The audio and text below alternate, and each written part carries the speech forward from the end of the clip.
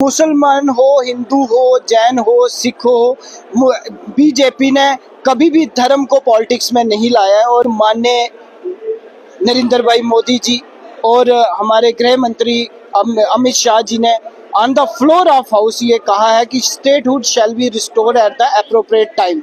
और बीजेपी भी सपोर्ट करती है कि स्टेटहुड जम्मू कश्मीर में रिस्टोर होना चाहिए, मगर स्टेटहुड पार्लियामेंट का मुद्दा है। पार्लियामेंट देगी, प्रधानमंत्री मोदी जी देंगे, यहाँ पे डिस्कस करके सिर्फ डिस्ट्रैक्ट किया जाता है। मैं इनको पूछना चाहता हूँ कि 70 साल से इनकी गवर्नमेंट थी, यहाँ स्टेटहुड था, इनके पास होम डिपार्टमेंट भी था, इन्होंने एक बार भी गिलगित बलोचिस्तान की बात नहीं की, इन्होंने एक बार भी पीओजेके की बात नहीं की, वो भी तो जम्मू कश्मीर का हिस्सा है।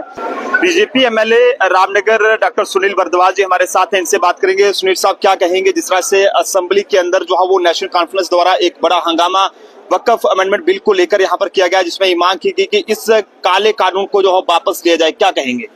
देखिए, आज आपने फिर से वही देखा होगा, एक जिसे बोलते हैं कि एक दो मुहा चेहरा एनसी और कांग्रेस का यहाँ पे, क्योंकि जब इनको पता है कि एक जो बिल है जिसको प्रेसिडेंट का असेंट मिल चुका है, दोनों हाउसेज में पास हो चुका है, वो एक्ट बन चुका है और इस हाउस में वो डिस्कस नहीं हो सकता। और ऐसी कोई भी चीज़ जो मैं आपको बोलूं कि जो सुप्रीम कोर्ट के अधीन होती है, जो सब जुडिशल होती है, उसमें असेंबली उस पर डिस्कस नहीं कर सकती।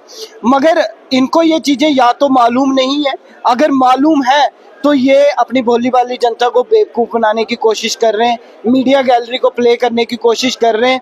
और जो 70 सालों में एनसी और कांग्रेस ने किया है कि उन्होंने धर्म को यूज़ किया है, गरीब मुसलमानों को यूज़ किया है, अलग अलग मजहबों को यूज़ किया है अपने वोट बैंक की राजनीति के लिए, आज भी ये लोगों को वही दिखाना चाहते हैं। मगर इनकी बात में कोई तथ्य नहीं है, वो खोखली बात है और लोग इनके चेहरे को पहचान चुके हैं। कह रही है कि बीजेपी जो है मुसलमानों की हमदर्द कब से हो गई है, जब ये अब जाकर इनको ये याद आ रहा है कि जनाब गरीबों के लिए ये सब हमने किया। मुसलमान हो, हिंदू हो, जैन हो, सिख हो, बीजेपी ने कभी भी धर्म को पॉलिटिक्स में नहीं लाया है। और बीजेपी ने जो बाबा साहब डॉक्टर भीमराव अंबेडकर का कॉन्स्टिट्यूशन है, जो एक सेकुलर फैब्रिक हमारे देश का है, उसी कॉन्स्टिट्यूशन के अकॉर्डिंग देश को चलाने का प्रयास किया है। और बीजेपी ने ना सिर्फ धर्म, अलग अलग धर्म, बल्कि बीजेपी ने जैसे मोदी जी ने खुद कहा है कि हमारे 4 ही धर्म हैं, हमारा गरीब, हमारी महिलाएं, हमारे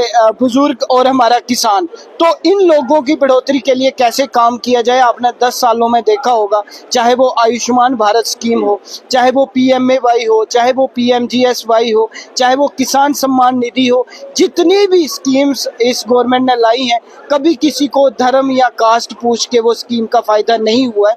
सबको एक सम्मान, जो BPL है वो BPL है, जो AAY है वो AAY है, तो उसी के अकॉर्डिंग सबको एक सम्मान दृष्टि से बीजेपी ने देखा है। और उसमें हिंदू भी है, उसमें मुसलमान भी है, उसमें सबके लिए बीजेपी ने अंत्योदय का विजन लेके बीजेपी चलती है, उस पर काम किया। सुनील जी, असेंबली के 2 दिन रह गए हैं, 2 दिन ये हाउस अब बाकी और दिन चलेगा, लेकिन ऐसे में यहाँ पर इस असेंबली के अंदर लोगों के मुद्दे डिस्कस होने चाहिए थे, लोगों के जो मुश्किलात हैं उनको लेकर यहाँ पर चर्चा होनी चाहिए थी। क्या आपको लगता है कि जिस तरह से लोकसभा में वक्फ अमेंडमेंट बिल का ये जो पास किया गया, राज्यसभा की बात करें तो वहां पर भी पास किया गया, लेकिन जम्मू कश्मीर में ऐसा यहाँ पर इसको लेकर जो हंगामा किया जा रहा है, कहीं ना कहीं लोगों के मुद्दों को भड़काने की कोशिश की जा रही है? बिल्कुल, क्योंकि पिछले अब लगभग 6 महीने होने को आगे गवर्नमेंट के। स्टार्टिंग में जब हमने इनसे बात की तो इन्होंने बोला कि यहाँ 7 साल से LG शासन था, मगर अब 6 महीने से आप हो।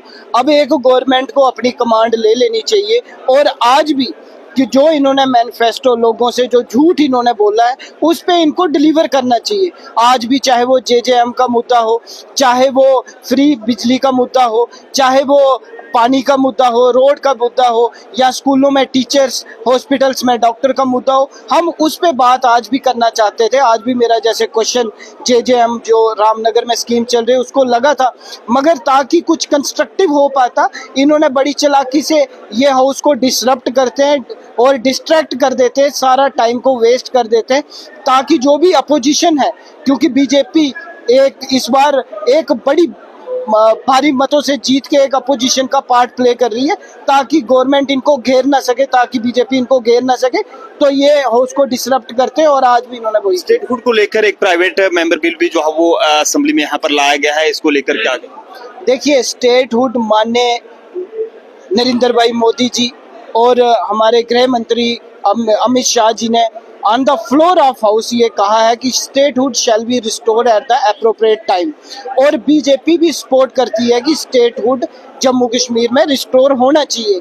मगर स्टेटहुड पार्लियामेंट का मुद्दा है, पार्लियामेंट देगी, प्रधानमंत्री मोदी जी देंगे, यहाँ पे डिस्कस करके सिर्फ डिस्ट्रैक्ट किया जाता है। मैं इनको पूछना चाहता हूँ कि 70 साल से इनकी गवर्नमेंट थी, यहाँ स्टेटहुड था, इनके पास होम डिपार्टमेंट भी था, इन्होंने एक बार भी गिलगित बलोचिस्तान की बात नहीं की, इन्होंने एक बार भी पीओजेके की बात नहीं की। वो भी तो जम्मू कश्मीर का हिस्सा है, वो भी इनके ही पूर्वजों ने they have served this POJK and Gilgit Balochistan on a platter to China and Pakistan।